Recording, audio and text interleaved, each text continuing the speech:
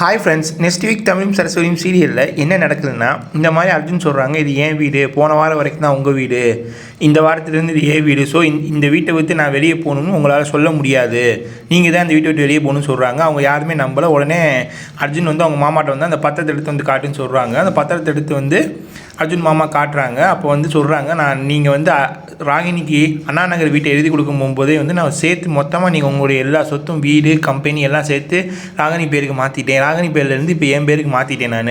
So இந்த வீட்டை யார் இருக்கணும் யார் இருக்கக்கூடாதுன்னு சொல்கிற உரிமை உங்களுக்கு கிடையாது. இப்போ நீங்கள் எல்லோரும் வீட்டை விட்டு வெளியே போங்க அப்படின்னு சொல்கிறாங்க. இதை கேட்டு குடும்பமே ஷாக் ஆகுது. உடனே அர்ஜுன் நக்கலாக சிரிக்கிறாங்க. பார்த்தீங்களா, நான் நினச்சதை நடத்திட்டேன் ஈஸியாக அப்படின்னு சொல்கிறாங்க.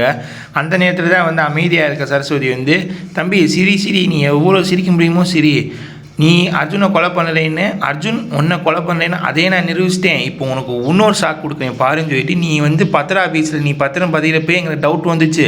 நாங்கள் போய் விசாரித்தோம், இது என்ன வீடை மட்டும்தான் அவங்க பதிகிறாங்களா இல்லை வேறு எதுவும் அவங்க பதிகிறாங்களா நாங்கள் விசாரித்தோம்.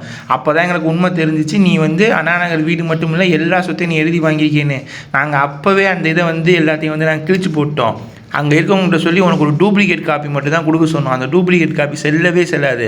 நீ அதை கொண்டு போனீங்கன்னா வந்து அந்த வீடு வந்து உன் பேரில் இருக்குது, அந்த சொத்து உன் பேரில் இருக்குன்னு யாரும் நம்ப மாட்டாங்க. உண்மையிலேயே எல்லா சொத்துமே மாமா பேர்லேயும் அத்தை பேர்லேயும் தான் இருக்குது. நல்லா ஏமாந்தியா அப்படின்னு சொன்னோன்னே அர்ஜுனுக்கு இந்த ஷாக் தாங்கவே முடியல.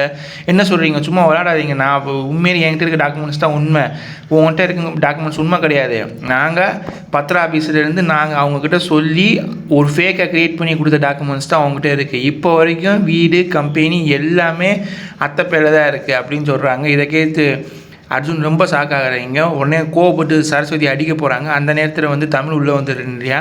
தமிழ் வந்து நான் வரமாட்டேன்னு நினச்சிருக்கேன், அந்த வீட்டை நான் வரக்கூடாதுன்னு நினச்சேன், இருந்தாலும் என் ஒய்ஃப் இங்கே இருக்கான்னு தெரிஞ்சு தான் நான் ஓடி வந்தேன். ஏன்னா நீ என்ன வேணாலும் செய்வேன், என் ஒய்ஃப் மேலே கையை வைக்க போகிறேன்னு சொல்லிட்டு வந்து பிடிச்சி அடித்து போட்டுறாங்க. அடித்து போட்டோடனே வந்து அவங்க குடும்பத்தை எல்லாத்தையுமே வந்து கார்த்திக் கழுத்தை பிடிச்சி வெளியே தெரியுறேன்.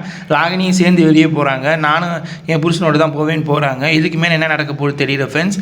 இனிமேல் தான் நம்ம பார்க்கணும் ட்விஸ்ட் என்னன்னு. அர்ஜுன் வந்து இனி என்ன பண்ண போகிறாங்க. அது மட்டும் இல்லாமல் வந்து தமிழ் வந்து கோதையை ஏற்றுக்குருவாங்களா, கோதை வந்து தமிழ்கிட்ட பேசினா வந்து தமிழை ஏற்றுக்குருவாங்களா என்னன்னு தெரியல ஃப்ரெண்ட்ஸ். டேரக்டர் இந்த சீரியல் எப்படி கொண்டு போகிறாங்கன்னு தெரியல.